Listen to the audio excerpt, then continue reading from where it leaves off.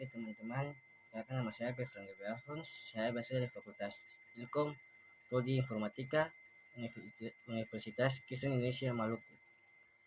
Materi yang saya bawa hari ini adalah menginterpretasikan fungsi. Yang pertama, definisi fungsi menginterpretasikan fungsi dan gerak. Secara umum, fungsi adalah sebuah relasi yang menghubungkan dua himpunan, di mana setiap elemen himpunan pertama atau domain memiliki pasangan yang tepat satu elemen di himpunan kedua atau disebut domain. Yang berikutnya adalah grafik fungsi. Grafik fungsi adalah himpunan pasangan berurut dengan kasus umum ketika dan berupa bilangan real.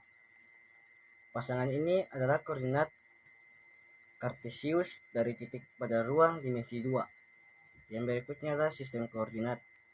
Sistem koordinat adalah suatu sistem yang menggunakan suatu atau lebih bilangan koordinat untuk secara unik meneruskan posisi suatu titik unsur geometris lain pada monofiot seperti ruang Euclides. Yang berikutnya, fungsi-fungsi istimewa.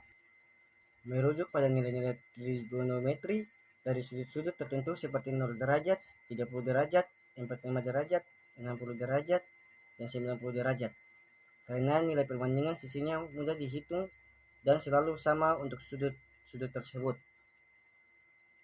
Yang berikutnya adalah operasi pada fungsi. Merujuk pada operasi aljabar, yaitu perjumlahan, perkalian, pembagian, dan operasi komposisi yang menggabungkan dua fungsi atau lebih untuk menghasilkan fungsi baru. Yang berikutnya adalah komposisi fungsi.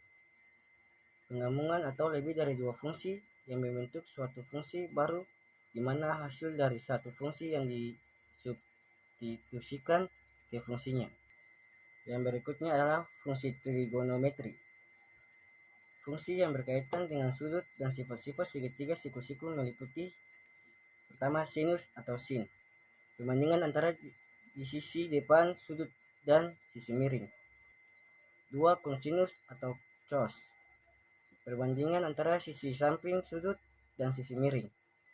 Yang berikutnya adalah tangen atau tan, perbandingan antara sisi depan sudut dan sisi samping. Yang keempat, kontage atau kon, kebalikan dari tangge yaitu sisi samping dibagi sisi depan.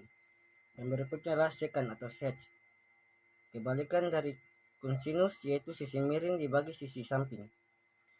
Yang terakhir adalah koseka atau CSC, kebalikan dari sinus yaitu sisi miring dibagi sisi depan. Sekian dan terima kasih.